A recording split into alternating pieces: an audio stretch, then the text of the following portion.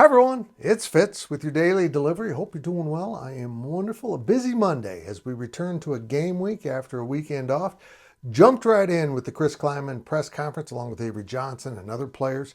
All of that is up at GoPowercat and on YouTube. You can go check out those interviews, including my power talk from yesterday. But today I want to talk about something different. I want to talk about Colorado returning to the conference and how the fans that have always been known as, well, kind of hard to handle, seem to be back in full spirit. Although there's one big change. They may not be the same fans K-Staters encountered when Colorado was in the Big 8 and Big 12. I'll explain in a second.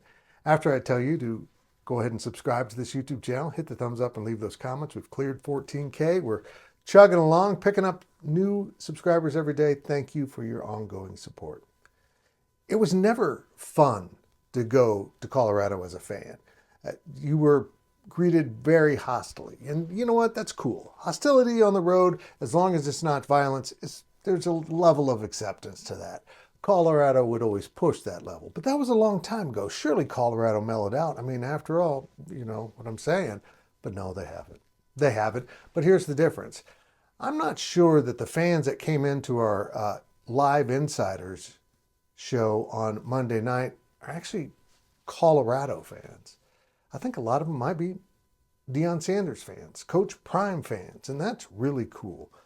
I love that Colorado's back in the conference, but also it's amazing what Colorado has done for its brand by hiring Deion Sanders. We can look at the wins and losses and the quality of football and evaluate that all we want, but there's no doubting the fact that this hire has really impacted the university as an entirety in a very positive way. And on top of that, from the Big 12 perspective, man, those ratings that Colorado is getting are huge. And why? Well, it's not because of Shedeur Sanders and Travis Hunter and all those dudes. It's because of Coach Prime. Now, the great players help out too, but everyone wants to tune in, and it's just like Notre Dame. You either want them to win or you're looking for them to lose, and that's kind of the Prime effect. He has brought a lot of eyeballs to Colorado football, and because of that, the Big 12. Saturday night in Boulder, Kansas State and Colorado will renew their rivalry. And I'm going to find it very interesting to see this firsthand, to see who's filling those stands, because they're filling their stadium. This has been a tough ticket, and how hostile it really gets. I hope it stays somewhat decent. The Big 12 has kind of become a place where everyone is pulling in the same direction, and the Pac-12 schools some of them are coming in a little bit hot.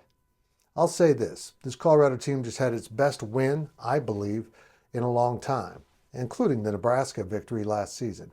Winning at UCF was a milestone for this program because about this time last year, we saw Colorado just fall apart and fade away. To go on the road in the Big 12 and win was impressive, but let's not get carried away. UCF is a middle-of-the-road Big 12 team. We weren't really sold on their running game, and in coming into this game, their best win of the season was against TCU. And TCU, well, it's not good. So while that was a nice victory, to think you're going to run through the Big 12 based on winning at UCF, first of all, is not how the Big 12 works. Every week is self-contained, and Kansas State fans know that quite well. Play good against Arizona, stink at BYU, play great against Oklahoma State. Take a week off, and we don't know what we're going to get at Colorado. I know this, and I've said it repeatedly. Kansas State hasn't been good on the road. I don't like that line where K-State's favored by 7-8 points. I don't think it's accurate because the Kansas State road team isn't the same as the Kansas State home team. Still, that's a small book of information to have whether or not K-State's good on the road or not. I think they can play well. They can certainly play much better than they have on the road, and having this opportunity to do so right across the state border into Colorado, where a lot of K-Staters will be on hand, is important for the program. I said it in my power talk, and I'll say it again. The winner of this game will be sitting pretty. We'll have a really good momentum going into the rest of the Big 12. But again, that doesn't really mean that much over the long term, because in this conference, you got to show up every week and play to win. You never can rest. You can never look too far down the road.